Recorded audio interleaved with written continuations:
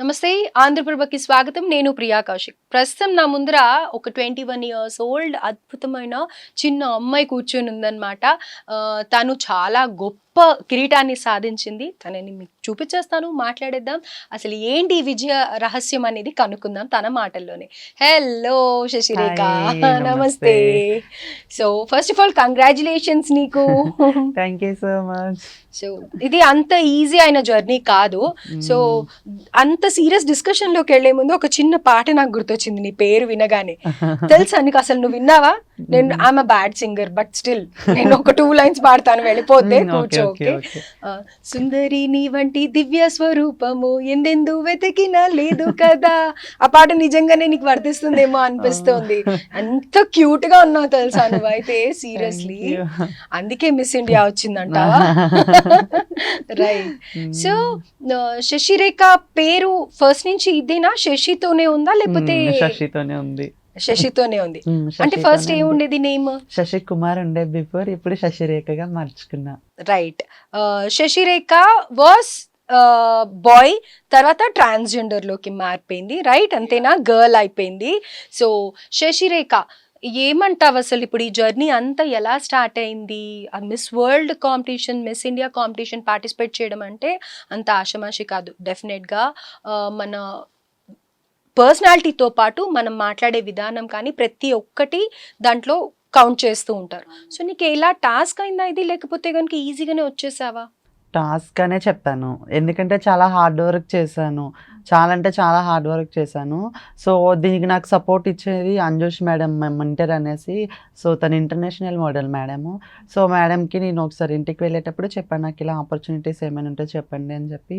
ఒక after 1 month తర్వాత నాకు కాల్ చేసి, ఇలా పార్టిసిపేట్ చేస్తావా, ఇలా వస్తుంది, ఇలా బెంగళూరులో ఇలా షూట్ అవుతుంది, ఈవెంట్ అవుతుంది, ఇలా పార్టిసిపేట్ చెయ్యి, నీకు నేను సపోర్ట్ చేస్తానని చెప్పి మేడం తీసుకొని వెళ్ళి సపోర్ట్ చేయడం జరిగింది. సో మేడం నాకు దగ్గరుండి మెంటర్ కాబట్టి దగ్గరుండి కొరియోగ్రఫీ అదే నడిపించడం, ర్యాంప్ వాక్ చేపించడం. సో ఒక 3-4 hours 5 inch హీల్ పైన నిల్చోబెట్టడం. సో అలా చాలా హార్డ్ వర్క్ చేసి సో సక్సెస్ కొట్టా. అయితే ఇప్పుడు ఈ మిస్ ఇండియా కాంపిటీషన్ ఇది మీ కమ్యూనిటీ వాళ్ళకేనా, లేకపోతే అందరూ? లేదు, అందరూ పార్టిసిపేట్ చేశారు. సో కమ్యూనిటీ వాళ్ళు అనేది ఎవ్వరూ లేరు, ఓన్లీ 1 people. సో నేను ఒక్కతననే పార్టిసిపేట్ చేశాను అమ్మాయిలతో. నువ్వు ఒక్కదాన్ని, మిగతా వాళ్ళందరూ అమ్మాయిలే. సో నేను ఒక్క అమ్మాయినే ట్రాన్స్.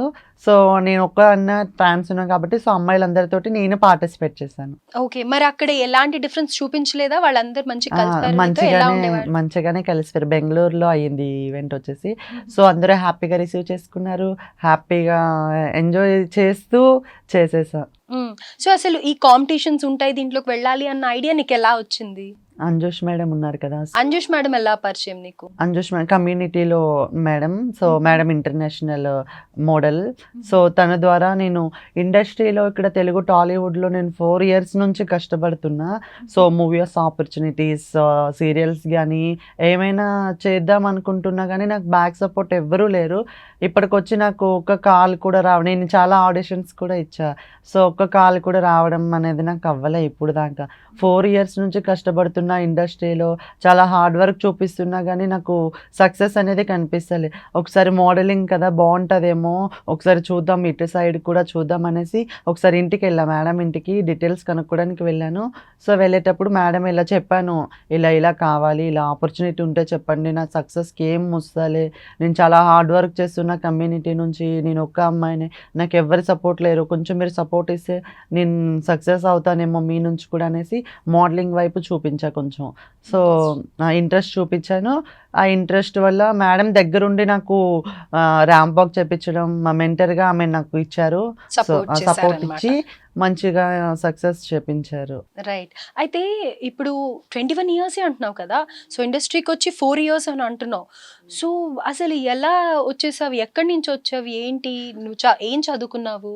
సో ఫస్ట్ మా డిస్ట్రిక్ట్ ఆంధ్రప్రదేశ్, నాది స్టేట్. ఆంధ్రప్రదేశ్? ఆంధ్రపిల్ల?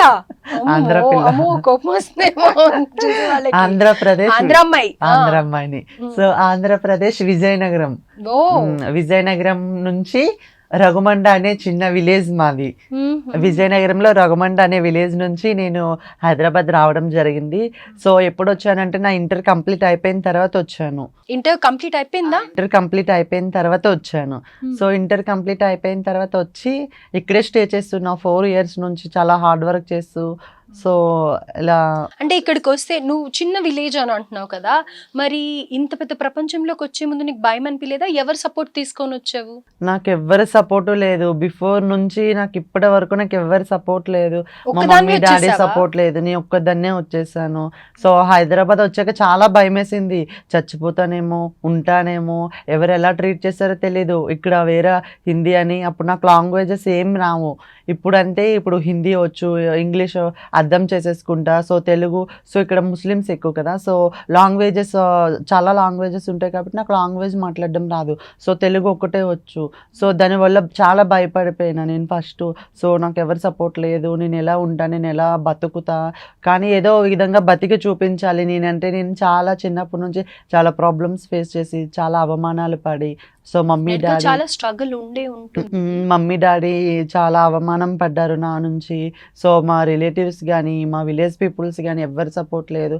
సో అందరూ వెరైటీగా మాట్లాడేటోళ్ళు నా గురించి. మా మమ్మీ డాడీని కూడా అలానే బాధ పెట్టేటోళ్ళు.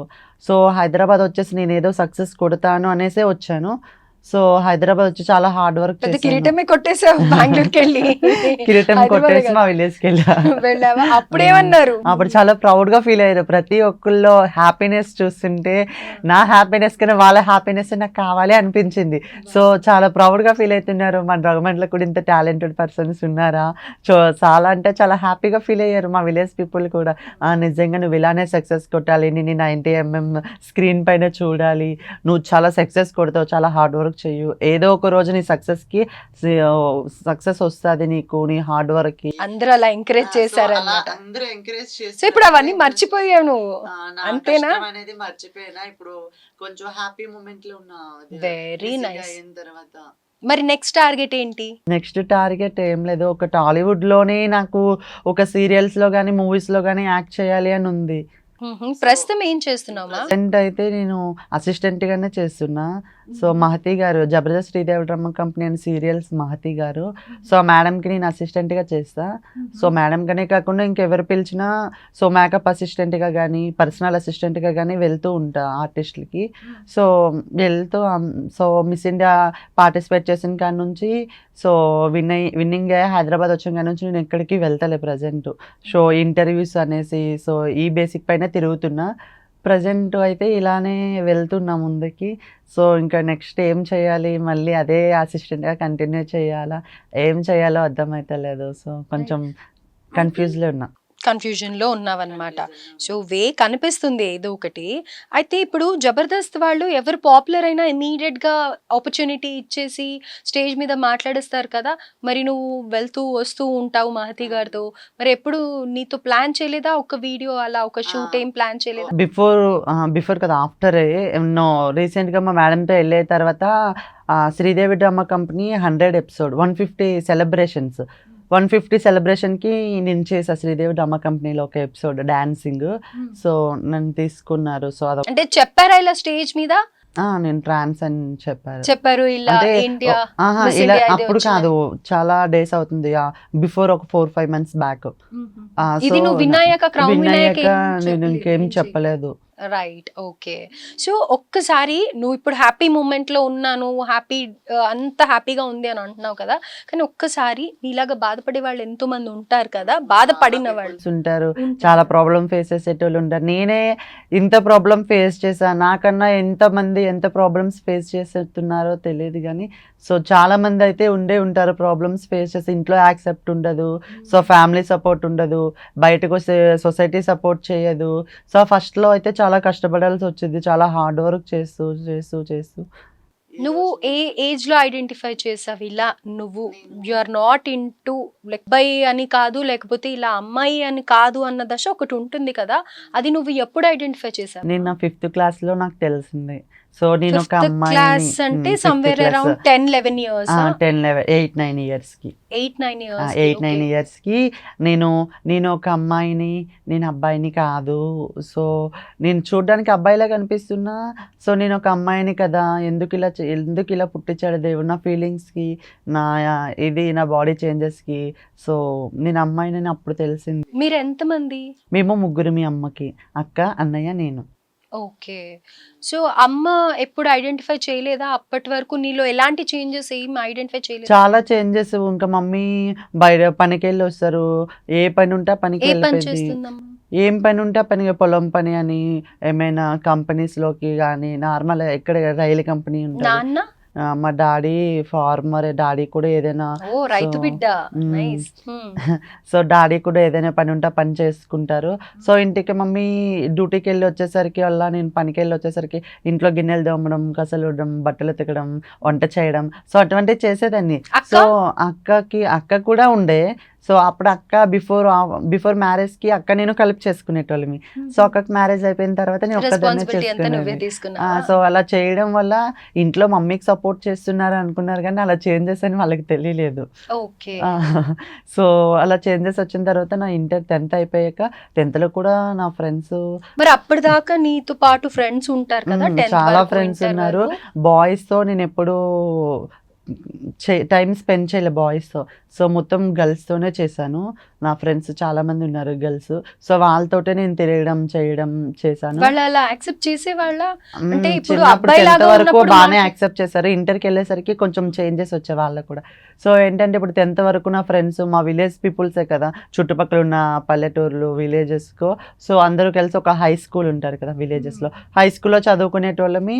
సో అందరూ అరే వీడు చెక్కగాడు, వీడు .5 వీడు అమ్మాయిలతో తిరుగుతాడు, మాడగడరా. సో అలా నానా మాటలని నన్ను కించపరిచేటోళ్ళు, చాలా హర్ట్ చేసేటోళ్ళు నన్ను. సో హర్ట్ చేసినా సరే నేను ఒకసారి బాధపడేదాన్ని, ఒక్కోసారి లైట్గా తీసుకునేదాన్ని. ఎవరైనా అనుకున్నా నాకు వేస్ట్లే, ఇంకా నేనేంటో నాకు తెలుసు కదా, వాళ్ళంటే నేను ఎలా ఫీల్ అవ్వాలి. చాలా ఏడిపించేసేటోళ్ళు నన్ను బాయ్స్ అప్పుడు. సో 10th అయిపోయింది. అంటే నీకు కూడా ఈ నిజాన్ని యాక్సెప్ట్ చేయడం కష్టమే. ఇప్పుడు అందరూ ఇలా ఉంటే అది ఓకే, కానీ ఓ అబ్బాయిలు వేరు అమ్మాయిలు వేరు, ఇది ఇంకొక కేటగిరీ ఉంటుందా, నేను ఇలా మారుతున్నానా అనేది యాక్సెప్ట్ చేయడం నిజంగా నీకు కూడా టఫ్ ఇదే కదా. చాలా టఫ్ క్వశ్చన్స్ నుంచి నేను బయటకు వచ్చానని చెప్పుకుంటా. ఎందుకంటే అంత ప్రాబ్లం ఫేస్ చేశాను చిన్నప్పటి నుంచి. ఎప్పుడైతే బాగా వైరల్ అయిపోయినా అంటే తెలిసిపోయిన కాడ నుంచి ఇంకా పెద్ద ప్రాబ్లమ్స్ ఫేస్. ఎప్పుడు తెలిసింది అది? నా ఇంటర్లో తెలిసిపోయింది. నేను కాలేజ్కి వెళ్ళిన తర్వాత, సో నేను college Vizianagaram Sri Sai Gayathri junior college BiPC స్టూడెంట్ని. 2020 10th లో ఎన్ని మార్క్స్ వచ్చాయి? నాకు 10th 8.2 వచ్చాయి. వావ్, నైస్, నా గ్రేట్. అసలు ఇంటర్లో 807 1000కి. వావ్, మంచి స్టూడెంట్ నువ్వు అసలు కదా. నైస్ అసలు. So, అంటే 8 నిజంగా marks డాక్టర్ అవ్వాలని నువ్వు టార్గెట్ పెట్టుకున్నావు. నాకు అంతేనా? గైనకాలజిస్ట్ అవ్వాలంటే చాలా ఇష్టం. ఓ, మరి ఇప్పుడు ఎందుకు కంటిన్యూ చేయట్లేదు అంటే ఇవన్నీ ఆపర్చునిటీస్ బదులు? నేను నీట్ లాంగ్ టర్మ్ కోచింగ్ కూడా తీసుకున్నా, ఎగ్జామ్స్ రాశాను. సో అందులో 58% వచ్చాయి. సో అందులో ఏమైనా మేనేజ్మెంట్ కోటాలో సీట్ అడుగుదామంటే వాళ్ళు 1 crore అలా డిమాండ్ చేసారు. 80 lakhs 90 lakhs 1 crore. సో అంతా చదివించే స్టేజ్ మాకు లేదు. మమ్మీ అట్లీస్ట్ బిఎస్సి అలా వేరే ఏదైనా సబ్జెక్ట్స్ తీసుకోవచ్చు కదా. చేద్దామని అనుకున్నా, స్టడీ చేద్దామని అనుకున్నా. సో ఇంటర్లో ఒక ఇష్యూ అయిపోయి మొత్తం కాలేజ్ మొత్తం కంప్ అయిపోయింది.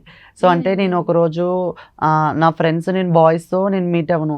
అంటే కాలేజ్ అనేసరికి ఎక్కడెక్కడి నుంచో వస్తారు. సో వాళ్ళందరి ముందు నేను ఇంకా అమ్మాయిలతోనే తిరిగితే వాళ్ళు చాలా విధంగా తీసుకుంటారు. అంటే మన స్కూల్ అనేది మన విలేజ్ వాళ్ళమే వస్తాము, బయట నుంచి రారు కదా. సో కాలేజ్ స్టేజ్కి వెళ్ళేసరికి ఒక మెచ్యూరిటీ వస్తుంది, ఒక టీనేజ్ అంటారు, కుర్రాళ్ళు అవుతారు, అమ్మాయిలు వయసులోకి వస్తారు అంటారు. సో అటువంటి వాళ్ళతో తిరగటం కొంచెం గిల్టీగానే ఉంటుంది కదా.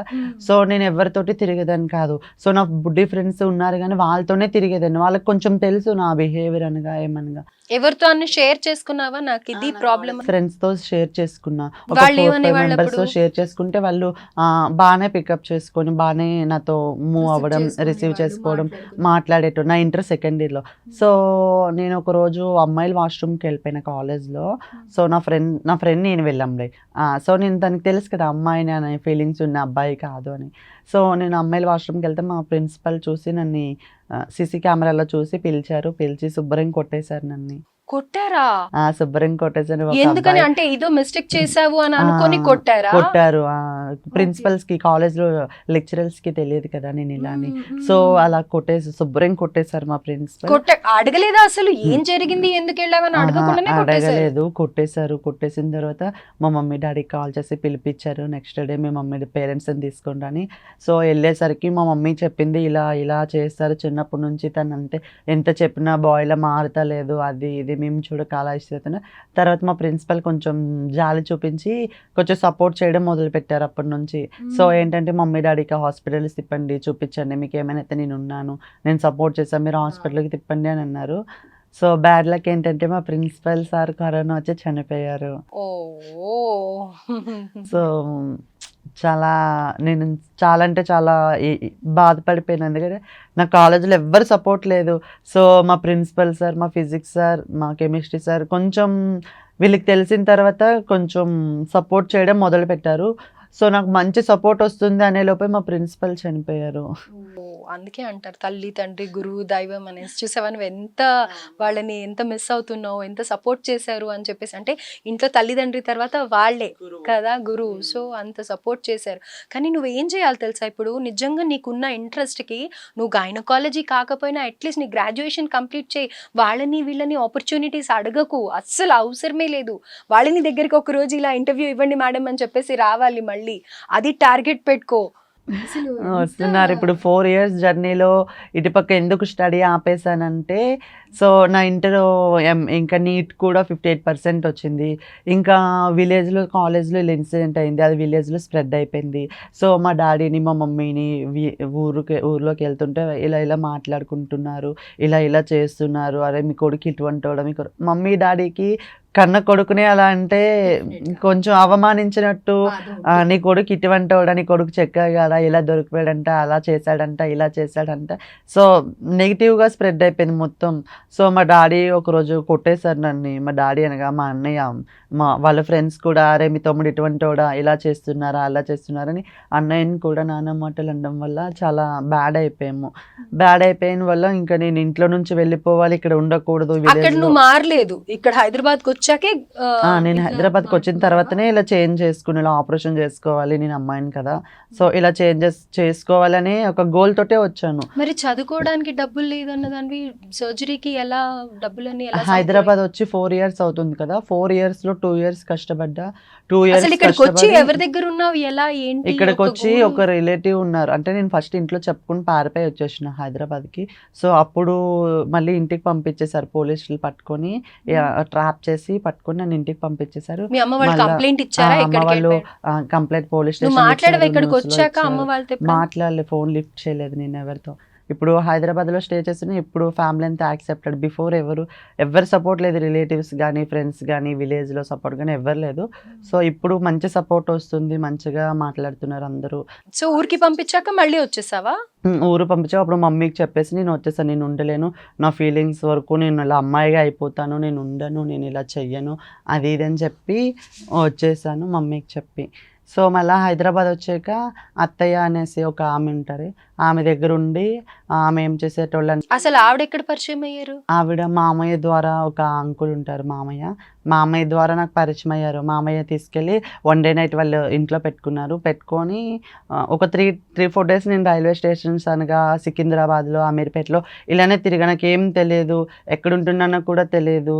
సో నేను అలానే ఎక్కడైనా పడుకొని, ఎక్కడైనా తిని, సో అలానే స్టే చేశాను హైదరాబాద్ వచ్చిన కొత్తలో.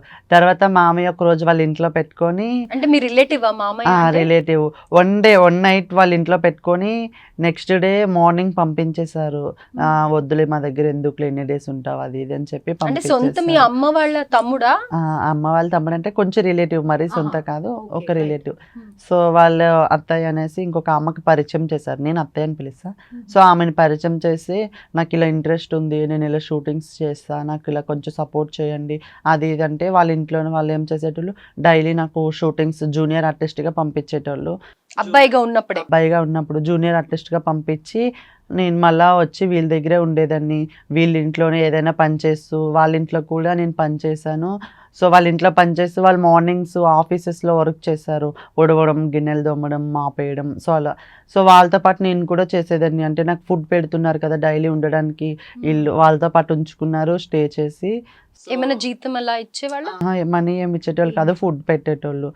సో ఇలాగా ప్రాబ్లం ఫేస్ చేస్తూ ఇలా ఇండస్ట్రీలో ఇలా చేస్తూ షూటింగ్స్ చేస్తూ జూనియర్ ఆర్టిస్ట్గా, పర్సనల్ అసిస్టెంట్గా, మేకప్ ఆర్టిస్ట్గా వెళ్తున్నా. సో అదే అలానే కంటిన్యూ చేసా. ఇలా నేను చేంజెస్ అవుదామని కమ్యూనిటీ దగ్గరికి వెళ్ళి ఇలా ఎంత అవుతుంది, నేను కూడా అమ్మాయి లెక్క అవుతా మీకులాగా అది ఇది అని చెప్పేసరికి ఇంత డబ్బు అవుతుంది అది ఇది అని చెప్పారు. సో అయితే నేను మా అత్తయ్యకి చెప్తే అత్తయ్య అప్పుడు మనీ అరేంజ్ చేసి చిట్టి ద్వారా 5 lakhs చిట్టి ద్వారా నేను 5 lakhs చిట్టి వేసుకున్నా.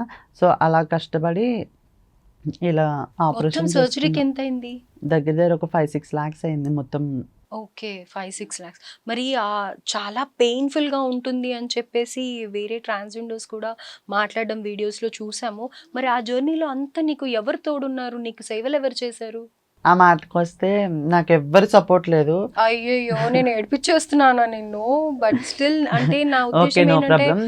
అంటే తెలుసుకుంటారు కదా తెలుసు, ఎవరన్నా చెప్తాను. పాపం సో నో మనల్ని. ప్రాబ్లం చెప్తాను. కొంచెం ఎమోషనల్ అయిపోతాను ఎందుకంటే నా జర్నీలో నాకు ఎవ్వరు లేరు, నేను ఒక్క అమ్మాయినే ఉండిపోయిన అలాగా నా ఆపరేషన్ లో కూడా. సో ఆపరేషన్ అనేది ఎక్కడ అయింది ఆపరేషన్? నేను చెన్నైలో చేపించుకున్నా. అయితే నా ఆపరేషన్ అనేది ఏదో ఒక సింగిల్ ఒక అనాథకి చేసేటట్టు చేసేసి ఇది అయిపోయాను నేను.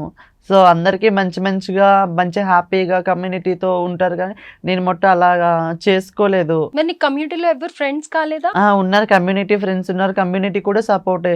సో అప్పుడు కొంచెం ఇష్యూ వల్ల నేను కమ్యూనిటీ ఒక నుంచి వేరే దగ్గరికి వెళ్ళాను. సో అలా వెళ్ళే టైంలో నాకు ఎవరు సపోర్ట్ రాలేదు, ఒక దగ్గర నుంచి వేరే దగ్గరికి మారిపోయేటప్పుడు. సో అప్పుడు నేను ఆపరేషన్ అనేది ఒక లైఫ్ నుంచి ఇంకో లైఫ్కి రావడం కదా, అది మనకి సక్సెస్ అవుతామో అవ్వమో చనిపోతామో అది ఒక భయం ఉంటుంది. సో అలా చేసే దాంట్లోనే నేను నా ఫ్రెండ్ అమ్మ అనేసి ముగ్గురు ఆపరేషన్కి వెళ్ళి చేసుకొని వచ్చేటప్పుడు అయితే నాకు మొత్తుండే వరకు బాగానే ఉంది. సో అది దిగిపోయేటప్పుడు అయితే ఎందుకురా ఈ లైఫ్, ఎందుకు నేను బతుకున్నానా అనేసి నాకు సాడ్ స్టోరీ ఏదంటే అదొక్కటే చెప్తాను. లైఫ్లో ఎంత పెయిన్ఫుల్ అంటే అసలు మొత్తం నేను కాలేకపోతున్నా, కార్లో నుంచి కిందకు దూకేయాలి, చచ్చిపోవాలి అనే అంత ఇది ఉంది. సో మళ్ళీ ఇంటికి వచ్చిన తర్వాత నన్ను చూడడానికి సర్జరీకి ముందు తెలీదా డెఫినెట్ గా ఒక బాడీ మీద స్కార్ పడుతుంది అంటే నొప్పి ఉంటుంది అవును కదా? ఉంటది. And వేరే వాళ్ళు కూడా చెప్తూ ఉంటారు, ఈ చెప్పారు మధ్య చాలా అవేర్నెస్ మంది. చాలానే వస్తుంది సో కదా. మరి చాలా అయినా కానీ ఎందుకు ధైర్యం చేసావు మరి? నేను అమ్మాయి లెక్క అవ్వాలి కదా అంటే అవ్వాలి చిన్న అన్న ఒక intention తోనే. ఇంటెన్షన్ తో నేను సో 20 years అబౌవ్ ఉంటే కొంచెం పెయిన్స్ తట్టుకుంటారు, కొంచెం బాడీ సపోర్ట్ చేసేది. 20 years బిలో ఉంటే అసలు బాడీ సపోర్ట్ చేయదు, చాలా పెయిన్స్ ఉంటుంది, చాలా స్ట్రగుల్ అయిపోవాల్సి ఇప్పుడు ఎన్ని వస్తుంది. ఇయర్స్ అవుతుంది నీకు సర్జరీ అయ్యి? నాకు 3 years వస్తుంది. 2022 నవంబర్ 19 నేను ఆపరేషన్ చేసుకొని వచ్చాను. సో నా ఆపరేషన్లో అయితే అమ్మాయి మళ్ళీ అనేసి కమ్యూనిటీలో అమ్మాయి, సో నా ఫ్రెండ్ మళ్ళీ అనే ఒక్క అమ్మాయి ఉంది, నాతో ఎవ్వరు లేరు. సో నాకు ఎవ్వరు సపోర్ట్ లేదు. ఆ అమ్మాయి 20 days నా బెడ్ మీద ఉండేటప్పుడు నా వాష్రూమ్ అనగా నాకు తినిపించడం, నాకు క్లీన్ చేయడం, మొత్తం ఫుడ్ వండి పెట్టడం, A to Z ప్రతి ఒక్కటే అమ్మాయే చూసుకునేది నాకు. సో నేనైతే చాలా నరకం అనుభవించాను, ఎందుకురా ఈ లైఫ్ అనిపించింది నా ఇప్పుడు ఇలా ఆపరేషన్లో. మారాలనుకునే వాళ్ళకి నువ్వేం చెప్తావు? మారాలనుకునే వాళ్ళని ఆపలేము. సో ఎందుకంటే వాళ్ళకి చిన్నప్పటి నుంచి నాకు ఎలా ఫీలింగ్స్ ఉన్నాయో వాళ్ళకి కూడా అలానే ఫీలింగ్స్ ఉంటాయి.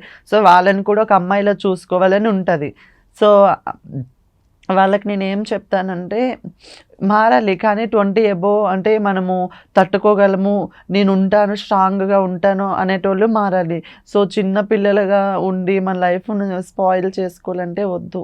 ఓకే, చాలా పెయిన్ఫుల్ ఉంటుంది, భరించలేరు కాబట్టి భరించలేము. నేనైతే చాలా అంటే చాలా ఇదైపోయాను. సో నేను అదే టైంలో మా మమ్మీ డాడీ ఉంటే బాగుంది అనిపించింది. సో ఎవ్వరూ లేరు, అమ్మాయి ఒక్కతే నన్ను చూసుకుంది, అమ్మాయి తినిపించడం, ఆ అమ్మాయి చేయడం, ఆ అమ్మాయి కూడా నాకు కింద చేయలేకపోయింది ఆ టైంలో.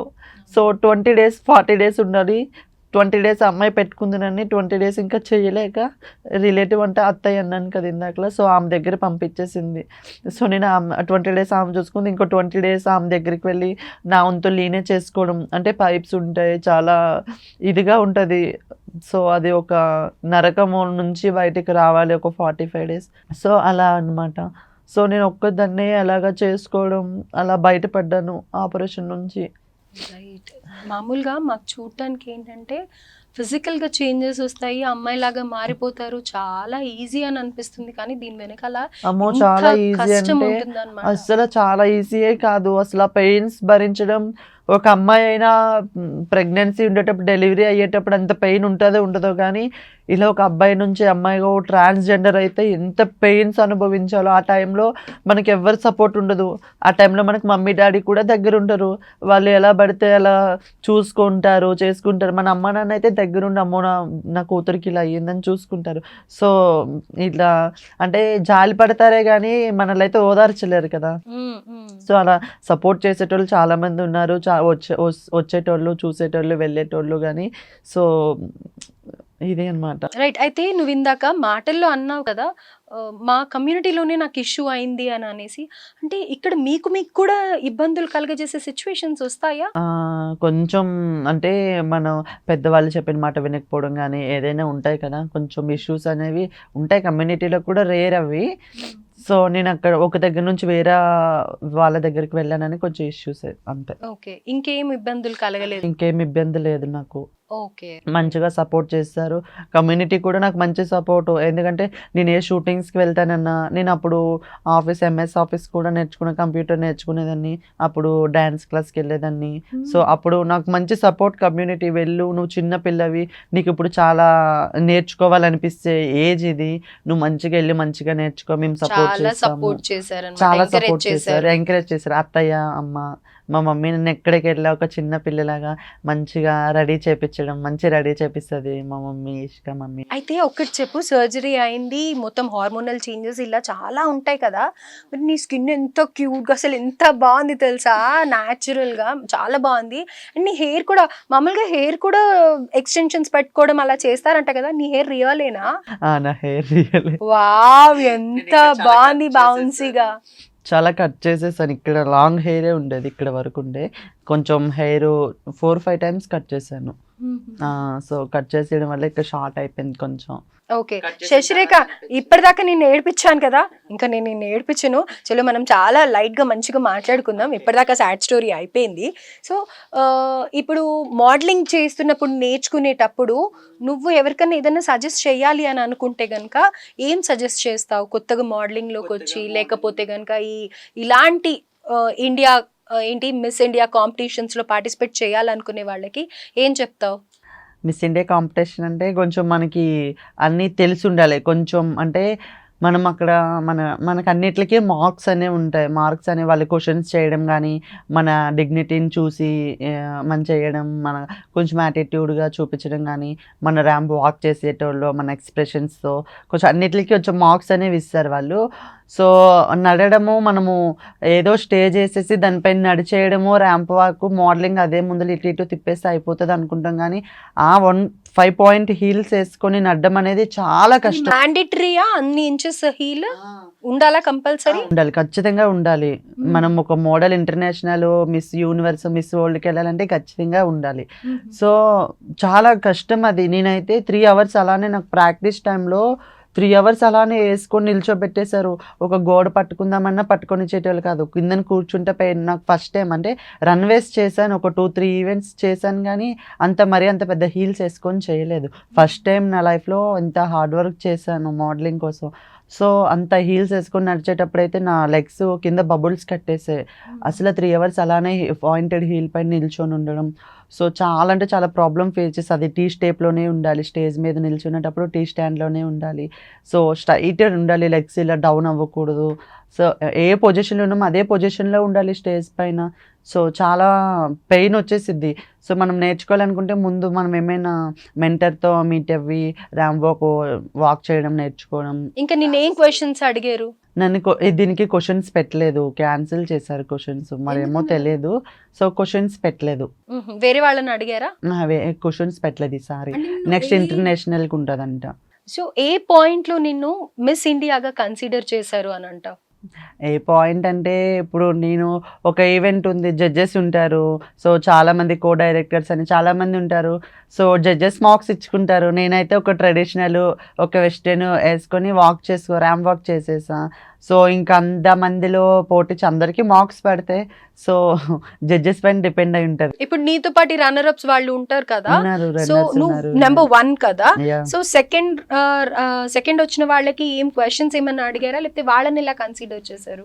వాళ్ళకి కుషన్స్ ఏం వేయలేదు. సో వాళ్ళకి కూడా కొంచెం వైట్ స్టోన్ లాంటిది కిరీటం పెట్టి బాగానే చేశారు. వాళ్ళకి కూడా బాగానే ఇచ్చేసారు. ఓకే, నెక్స్ట్ ఏముంటుంది ఫర్దర్ గా? ఆపర్చునిటీసా? ఆపర్చునిటీస్ అంటే మూవీస్లో యాడ్స్ ఇస్తానన్నారు. అది మటు యాడ్స్ కన్ఫామ్గా యాడ్స్ తీసుకుంటా అన్నారు. సో మూవీస్ ఆపర్చునిటీస్ ఏమైనా ఉంటే ఖచ్చితంగా మేమైతే పిలుస్తాం, మీరు బెంగళూరు రావాల్సి వస్తుంది అని సో క్యాష్ ఏమన్నా ఇచ్చారా మిస్ ఇండియాగా సెలెక్ట్ అయినప్పుడు? ఇచ్చారా? ఇవ్వలేదా? అంటూ ఉంటారు కదా మామూలుగా అయితే అలా ఇస్తాము, ఇంత అమౌంట్ అనేది ఇస్తాము అని అన్నారు కదా, ఇవ్వలేదు. Right, okay. సో ఇంకా నీకు ఏమైనా సాంగ్స్ పాడడం కానీ ఇంకేమన్నా అలాంటివి పాటలు పాడడం వచ్చా? సాంగ్స్ ఏం రావాలండి. సాంగ్స్ వింటాను కానీ కొంచెం ఎనర్జీగా సాంగ్స్ పాడను. పాడవా? ఎందుకని? ఆ సాంగ్ వచ్చినప్పుడే నేను పాడతా, లేదంటే నేను ఒక్క సాంగ్ తో పాటు పాడితే ఎవరికి వినిపించకుండా అసలు ఇంత బ్యూటిఫుల్ అమ్మాయి ఒక పాట పాడితే వినాలని మా వ్యూవర్స్ వెయిట్ చేస్తూ ఉన్నారు. అవునా? ఏం పాట పాడాలి? నీ ఫేవరెట్ హీరో ఎవరు చెప్పు? సందీప్ కిషన్. సందీప్ కిషన్ ఫేవరెట్ హీరో, ఎందుకని? ఏ మూవీ అంత నచ్చింది? ఏ మూవీ అంటే సందీప్ కిషన్ భైరవ కోన బాగుంటది. సరే, భైరవ కోనలో ఒక పాట పాడతా. చలో. నిజమేనే చెబుతున్నా జానే జానా, నిన్నేనే ప్రేమిస్తున్నా, నిజమేనే చెబుతున్నా జానే జానా, నా ప్రాణం నీవంటున్నా. అయితే ఇప్పుడు నేను నిన్ను అడగడం కరెక్ట్ కాదు, నువ్వు జస్ట్ 21 years అలా నిజంగానే జానే జాన్ ఎవరైనా ఉన్నారా? జానే జానా ఎవరు లేరు. ఒక బిఫోర్ నుంచి ఒక బెస్ట్ అయితే ఉన్నారు, ఒక అబ్బాయి బెస్ట్ ఫ్రెండ్. బెస్ట్ ఫ్రెండ్ చాలా మంది ఫ్రెండ్స్ ఉంటారు. సో అది కామన్, అందరినీ ఒకే వేలో తీసుకోలేం కదా. ఉన్నారు ఒక ఫ్రెండ్స్, ఒక 2-3 members ఫ్రెండ్స్ ఉన్నారు. సో ఫర్దర్ గా మ్యారేజ్ గురించి కానీ ఎవరైనా ప్రపోజ్ చేస్తే కానీ ఎలా హ్యాండిల్ చేయాలనుకుంటున్నావు? ఎందుకంటే ఎన్నో వింటూ ఉంటాం కదా, అబ్బాయిలు వస్తారు. ఫస్ట్ నేను నవ్వేస్తాను. నాకు చేశారు, చాలా మంది చేశారు. సో ఒక 2-3 members నాతో రియల్ గా చేసేసరికి నాదే ఒక హ్యాపీనెస్ అనుకుంటారు. ఏదైనా నాకు ఫస్ట్ నవ్వు వచ్చేసింది. ఎవరైనా ఒక అబ్బాయి నువ్వు ఇంత బాగున్నావు ఇలా ప్రపోజ్ చేసేటప్పుడు నేనైతే సిల్లీగా తీసుకుంటా, అంటే అంత డీప్గా ఏం కనెక్ట్ అయిపోను. సో సిల్లీగా తీసుకొని ఇచ్చేస్తా నేను. Okay, thank you so much అని అంటావు. ఫ్లర్ట్ చేయడానికి ట్రై చేస్తారు వాళ్ళు, అంతేనా? సో నువ్వు ఏమనుకుంటున్నావు ఫర్దర్ గా? నిజంగా ఎవరైనా నీ లైఫ్ లోకి వస్తే యాక్సెప్ట్ చేద్దాం అనుకుంటున్నావా? ఎలాంటి క్వాలిటీస్ ఉండాలి అని అనుకుంటున్నావు? ఎలాంటి క్వాలిటీస్ అంటే లైఫ్ లాంగ్, ఇప్పుడుండే జనరేషన్లో ఎవరు లైఫ్ లాంగ్ ఉండరో అది టెంపరీ అయిపోయింది. సో ఒక అబ్బాయిని మనం ట్రూగా ఇష్టపడాలి అన్నా, సో తను ఎప్పుడైనా వదిలి వెళ్ళిపోతాడేమో, మనం హార్ట్ఫుల్గా కనెక్ట్ అయిపోతాం. సో అబ్బాయి ఎప్పుడైనా వదిలి వెళ్ళిపోతాడేమోనన్న చిన్న భయం అయితే చాలా ఉంటుంది. సో నేను ఆ బెస్టీకి కూడా చాలా కనెక్ట్ అయ్యాను. అబ్బాయి నాకు ఆ అబ్బాయి ముస్లిం. సో ముస్లిం అంటే నాకు చాలా ఇష్టం, ఐ లైక్ ముస్లిం. సో ఆ అబ్బాయి ఏమైనా దూరం అయిపోతాడేమోనన్న భయం. అంటే నువ్వు చెప్పావా నాకు నువ్వు అంటే ఇష్టము? చెప్పావు, ఏమన్నారు మరి? ఆ అబ్బాయి కూడా నేను ఎంత ఇష్టం. సో లవ్ అయితే చేసుకుంటున్నారు, రైట్? అంతేనా?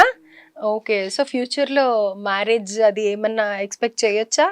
లేదు, మ్యారేజ్ అదేం లేదు. ఓన్లీ జస్ట్ బెస్టీస్ కదా. సో లవ్ అనేది కూడా ఒక విధంగా ఏం లేదు. సో బెస్టీస్ కదా, లవ్ మ్యారేజ్ ఆ అబ్బాయి నుంచి నేను ఏమి ఎక్స్పెక్ట్ చేస్తాను, ఎందుకంటే ఆ అబ్బాయి ముస్లిం కదా. సో మమ్మీ డాడీ అదర్ కంట్రీస్లో ఉంటారు. సో నేను ఎక్స్పెక్ట్ చేయట్లా, అబ్బాయి ఎప్పుడు వెళ్ళిపోతారో తెలియదు కదా. సో అన్నిటికీ ప్రిపేర్ అయిపోయి ఉన్నావు. మళ్ళీ అబ్బాయి దూరం అయిపోతే నేను అబ్బాయికి కనెక్ట్ అవ్వి నేనే ఆడడం చేయడం, ఎమోషనల్ అయిపోవడం, బ్రేకప్ అలా తీసుకోవడం నాకు ఇష్టం లేదు. ఫుల్ క్లారిటీగా ఉన్నావు అనమాట, రైట్? ఓకే. సో నువ్వు ఇప్పుడు సీరియల్స్కి అసిస్టెంట్గా వెళ్తూ ఉంటాను అని అన్నావు కదా, మరి అక్కడ ఎప్పుడు నువ్వు అడగలేదా ఒక ఆపర్చునిటీ కానీ, లేకపోతే వాళ్ళు నిన్ను అప్రోచ్ అవ్వలేదా? ఇంత క్యూట్గా ఇంత అందంగా ఉన్నావు అని చెప్పేసి అంటూ ఉంటారని అన్నావు కదా, సో వాళ్ళు ఎప్పుడు నిన్ను అప్రోచ్ అవ్వలేదా? అడగలే. అంటే నార్మల్ కెమెరామెన్స్ ఇలా నీకు ఒక ఆపర్చునిటీ ఇప్పిస్తాలే అంటే అందరూ అలా చెప్పేటోళ్ళే. నెంబర్స్ తీసుకొని నాకు చాలా గ్రూప్స్ ఉన్నాయి మూవీస్లో, సీరియల్స్లో. అప్డేట్స్ వస్తూ ఉంటాయి. నేను మూవీస్ కాస్టింగ్ ఏమైనా వచ్చిందంటే ఆడిషన్ ఇవ్వాలంటే ఆడిషన్కి వెళ్తా, ఆడిషన్స్ కూడా వెళ్తా, కానీ ఎక్కడి నుంచి ఏం రెస్పాన్స్ ఉండదు. సో నేను లొకేషన్స్కి వెళ్ళేటప్పుడు కూడా చాలా మంది చూస్తూ ఉంటారు, ఎవరైనా ఒక ఇద్దరు ముగ్గురు అబ్బాయిలు వచ్చి మాట్లాడడం చేయడం చేసినా సరే ఇస్తామంటారు, అది మళ్ళీ ఒక 1 వీక్ పోయిన తర్వాత మళ్ళీ ఉంటారు, నేను బిజీగా ఉన్నా అండి తర్వాత కాల్ చేస్తాను అలానే చెప్పేస్తారు. సో ఎవరి సపోర్ట్ వస్తే లేదు.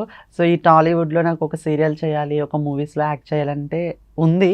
సో ఎవరైనా ఆపర్చునిటీ ఇస్తే బాగుంది. ఇప్పుడు నీతో పాటు ఉంటారు కదా బ్యాక్ డ్రాప్ లో యాక్ట్ చేసిన వాళ్ళు, నువ్వు ఇంతకన్నావు కదా వెళ్ళి ఇలా బ్యాక్గ్రౌండ్ ఆర్టిస్ట్ గా వర్క్ చేశాను అని చెప్పేసి. సో బ్యాక్గ్రౌండ్ ఆర్టిస్ట్ గా వర్క్ చేస్తున్నప్పుడు కొంచెం ముందుకొచ్చి ఒక డైలాగ్ ఉండే క్యారెక్టర్ అలా ఏవి ఇవ్వలేదా ఇప్పటి వరకు నీకు? లేదు, అప్పుడు రంగుల రత్నం సీరియల్లో చేశాను, ఒక డైలాగ్ అది అయిపోయింది. అది అయిపోయిన తర్వాత రీసెంట్లీ స్వాగ్ మూవీలో కూడా యాక్ట్ చేశాను. ఆ స్వాగ్ మూవీలో కూడా డైలాగ్ ఏమి ఇవ్వలేదు, సో యాక్ట్ చేశాను. ఒక 1 వీక్ 2 వీక్స్ షూటింగ్ అయింది. సో మొత్తం అంతా లేపేసి ఒకే ఒక సీన్ పెట్టారు వాళ్ళు, అది కూడా డైలాగ్ ఏం లేదు. సో అది 90 స్క్రీన్ పైన కనిపించాను, అది ఒక హ్యాపీ మూమెంట్, పెద్ద స్క్రీన్ మీద కనిపించాను. సో అదొక హ్యాపీనెస్. సో అలానే నాకు ఇంకా హీరోయిన్స్ ఫ్రెండ్స్ కానీ హీరోకి చెల్లెలుగా అలా ఆ ఫ్రెండ్స్ రోల్స్ సీరియల్స్ అయినా మూవీస్ అయినా, సో నాకు అలా చేయాలంటే ఇష్టం, చాలా ఫ్రెండ్స్ రోల్ చేయాలంటే చాలా ఇష్టం. ఓకే, సో అలాంటి క్యారెక్టర్స్ గురించి వెయిట్ చేస్తున్నా, ఏమైనా ఒక్క సీరియల్స్ లో ఆపర్చునిటీ వస్తుందేమో, మూవీస్ లో ఆపర్చునిటీ వస్తుందేమో నన్ను చూస్తున్నా కానీ ఎవరు సపోర్ట్ చేస్తలేదు. ఒక్క ఆపర్చునిటీ ఇస్తే నేను ఏంటో ప్రూవ్ చేసుకుంటా. రైట్. సో అటువంటి ఆపర్చునిటీస్ మీ ద్వారా మీ ఛానల్ ద్వారా రావాలని కోరుకుంటున్నా. డెఫినెట్ గా శశిరేఖ, నువ్వు ఎంత అందంగా ఉన్నావో డెఫినెట్ గా నీ లైఫ్ అంతా, నీ జర్నీ అంతా కూడా అంత బ్యూటిఫుల్ గా ఉండాలని మనస్ఫూర్తిగా కోరుకుంటున్నాము. అండ్ ఈ వీడియో కనుక డెఫినెట్ గా ఎవరైనా డైరెక్టర్స్ కానీ ఎవరైనా చూసినట్టయితే మా శశిరేఖకి ఒక మంచి ఆపర్చునిటీ ఇవ్వండి. అండ్ శశిరేఖ అందమైన అమ్మాయే కాదు, టాలెంటెడ్ అమ్మాయి కూడా. నువ్వు చదువుకోవాలి అనుకుంటే కూడా మా వాళ్ళు ఎంకరేజ్ చేస్తారు డెఫినెట్ గా. రైట్ శశిరేఖ, నువ్వు నాకు ఒక ప్రామిస్ చేయాలి, నెక్స్ట్ ఇంటర్వ్యూ నువ్వు డాక్టరో లేకపోతే ఒక మంచి కంపెనీలో వర్క్ చేస్తూ నువ్వు నాకు కనిపించాలి. అంతేగాని పెద్ద సెలబ్రేట్ అయ్యి మీ ముందుకు వస్తలే. ఇంకా మళ్ళీ స్టడీ పైకి వెళ్ళాలంటే 4 years జర్నీలో ఎంత స్ట్రగుల్స్ ఫేస్ చేశాను కదా. ఇప్పుడు స్టడీ అనేది కొంచెం మర్చిపోయి ఉండొచ్చు, మళ్ళీ ఇప్పుడు నేను సబ్జెక్ట్స్ అన్నీ చదవాలంటే నాకు చాలా టైం పట్టేసేది, చదవలేను. ఇంతట్లోపే మనకి ఏజ్ అలా వస్తూ ఉంటుంది కదా. సో ఇప్పుడు నా ఏజ్ వాళ్ళతో చదవాలి, ఇప్పుడు నా పెద్ద ఏజ్ ఇక్కడ చిన్న పిల్లలతో చదవాలంటే కొంచెం గిల్టీగా ఉంటుంది కదా.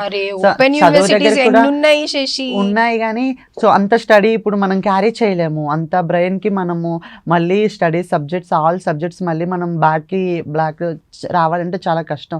సో అలా అయితే నేను డిగ్రీ కూడా కంప్లీట్ చేసేద్దాం, లేదా డిగ్రీ సర్టిఫికేట్ పైన హైదరాబాద్లో మస్తు జాబ్స్ ఉంటాయి, ఏమైనా సాఫ్ట్వేర్స్లో ఏమైనా చూసుకోవచ్చు, ఏమైనా మంచిగా ట్రై చేద్దాం అనుకున్నాను. అదే చేద్దాం, డిగ్రీకి ఏమైనా అప్లై చేద్దామని అనుకుంటున్నా. 60 years 70 years వచ్చిన వాళ్ళు కూడా చదువు మీద ఇంట్రెస్ట్ ఉండి పిహెచ్డీలు డబుల్ పిహెచ్డీలు చేసిన వాళ్ళు ఉన్నారు. నాకేం లేదు, నువ్వు ఎవరి దగ్గర చేయి జాచొద్దు అనేది ఉందన్నమాట, అందుకనేసి అంతే. సో అంటే ఇప్పుడు మళ్ళీ సినీ ఫీల్డ్ పైన కొంచెం హోప్ పెంచేసుకున్నా, ఇంకా సినీ ఫీల్డ్లో ఉండాలి, ఏమైనా ఒక ఆర్టిస్ట్గా ఒక యాక్టర్గా నేను కనిపించాలి. సో అలా ఒక మంచి ఇన్స్పిరేషన్ తీసు. డెఫినెట్ గా అలా నీకు మంచి ఆపర్చునిటీస్ రావాలి, ఎట్ ద సేమ్ టైం నేను అన్నట్టుగా మళ్ళీ నువ్వు చదువుకోవాలి. రైట్. సో ఇంకేమైనా చెప్తావా మా ప్రేక్షకులకి? మీ ప్రేక్షకులకి అందరూ, నాకు ఇప్పటిదాకా చిన్నప్పుడు నా 4 years జర్నీలో నాకు ఎవ్వరు సపోర్ట్ లేదు, మీ పబ్లిక్ ద్వారా ఆడియన్స్ ద్వారా నాకు మంచి సపోర్ట్ రావాలని కోరుకుంటున్నా. నాకు మంచి ఆపర్చునిటీ కూడా వచ్చేటట్టు మీరు అందరూ సపోర్ట్ చేస్తే నేను ఖచ్చితంగా మంచిగా ఒక ఆర్టిస్ట్ అవుతాననే హోప్ ఉంది. ఏదో రోజు ఆర్టిస్ట్ అయ్యి మంచి ఆర్టిస్ట్గా మంచి ఇంటర్వ్యూతో మళ్ళీ మీ ముందుకు వస్తా. Thank you so much.